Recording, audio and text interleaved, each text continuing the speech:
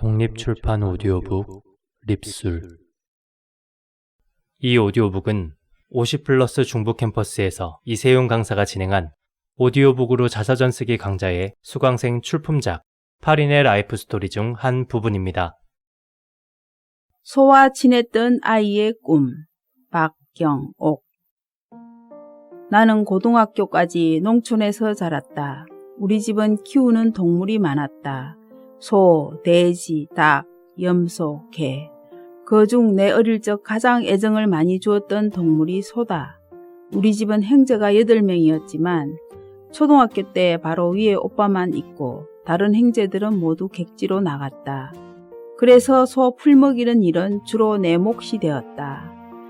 초등학교 1학년부터 소를 몰고 산으로 갔다. 봄, 여름, 가을에 아침 5시에 일어나 풀이 있는 곳에 갔다. 아버지가 소와 낮에 일을 할 예정이면 소를 다시 집으로 몰고 왔다. 그날 일이 없으면 소를 풀밭에 메어둔다. 학교 갔다 와 점심 먹은 후 산에 있는 소에게 가는 것이 내 일이다. 밥값을 하는 것이다. 오후에는 산이 제법 높은 곳으로 간다. 동네 친구들과 오빠들이 같이 모여서 간다. 소가 목이 마르므로 물 있는 곳에 먼저 데려다 주어야 했다. 70년대 시절에 산에는 키 작은 도리나무, 온나무, 갈대가 많았다.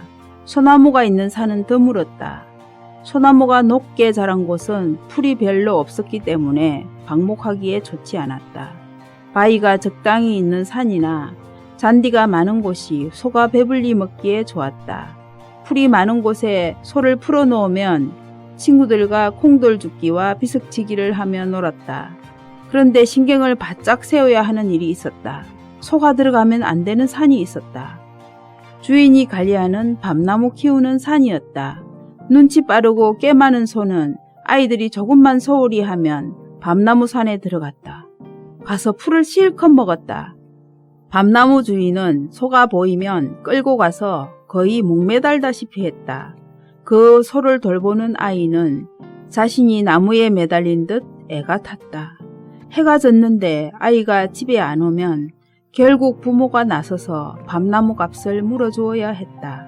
그래서 소가 밤나무 산으로 가지 않게 잘 감시해야 했다. 초등학교 4학년 때였다. 우리 집 소가 새끼를 낳았는데 송아지가 제대로 서지 못했다. 힘이 없어 어미젖을 빨지 못했다. 아버지가 젖병을 만들어 분유를 타서 먹였다. 어미소는 새끼만 돌볼 수 없고 일을 하고 풀을 먹으러 가야 했다. 때문에 내가 송아지 엉덩이를 밀어가며 소 먹이는 친구들을 따라다녔다. 송아지를 3개월 정도 키웠을 때 아버지는 결단을 내려야 했다. 소장사꾼에게 송아지를 팔았다. 가마니에 넣어서 팔려가는데 내 마음이 찢어지는 듯 했다. 그때 이별이 뭔지 알게 되었다. 날 때부터 힘이 없어 가장 신경을 많이 썼던 송아지였는데 결혼 후 남편 따라 외국에서 2번 살았다. 첫 번째는 스페인, 두 번째는 네덜란드다. 스페인은 투우 경기로 유명하다. 1997년 휴가 때 투우장에 갔다. 투우장에는 야생에서 자란 힘센 소가 나온다.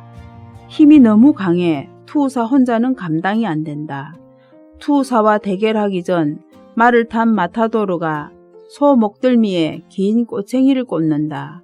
야생의 힘을 빼는 시간이다. 화가 난 소는 피를 흘리면서 마타도르를 공격했다. 하지만 쓰러뜨리지 못했다. 소 목덜미에서 피가 줄줄 목을 타고 흐르는 것을 보니 끔찍했다. 내 목덜미가 아픈 듯 몸이 부르르 떨렸다. 더 이상 볼 수 없었다. 소에게 일부러 꼬챙이를 꽂다니. 사람이 즐기자고 소를 그렇게 죽이다니. 그 후로 다시는 투우장에 가지 않았다. 네덜란드에 살 때 유화를 그렸다. 여러 그림을 참고하는데 자연 풍경을 그리는 화가의 그림이 눈에 띄었다. 물가에 젖소가 풀을 뜯고 있는 그림이 좋았다. 따라 그렸다. 그리면서 소의 특징을 더 자세히 알게 되었다. 네덜란드 젖소는 우리나라 소에 비해 몸이 크고 얼룩이 많다. 등에 혹이 크다. 우리 소는 혹이 작았다. 아버지가 밭을 갈거나 쓰레질을 할 때 소 등에 가죽끈을 채워서 소가 끌고 갔다. 우리 소는 아버지 성격을 닮아서 순하고 일을 잘했다. 어릴 적 내가 돌보던 소는 우리 집 가족과 다름없었다. 추우면 따뜻하게 해주고 똥을 치워주고 아침 저녁으로 맛있는 소죽을 끓여주어야 했다. 우리와 먹는 것과 일하는 것이 다를 뿐이었다. 소를 키우면서 내 10대가 지나갔다. 이제 50대 중반이 된 지금 내가 키우는 소는 없다. 다만 소와 관련된 꿈이 있다. 언젠가 세계 여행을 하면 소를 찾아다니면서 관찰하고 사진을 모을 것이다. 정들었던 그 송아지를 생각하며 이중섭의 소와 다른 나만의 소 그림을 그릴 것이다.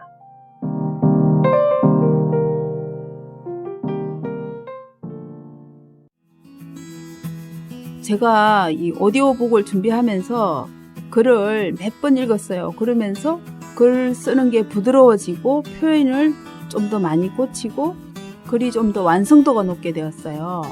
그리고 제가 경상도 말을 써서 서울에서는 좀 이렇게 말하는 데 자신이 없었는데 그냥 이번에 이제 녹음을 하면서 그것도 내 개성이다.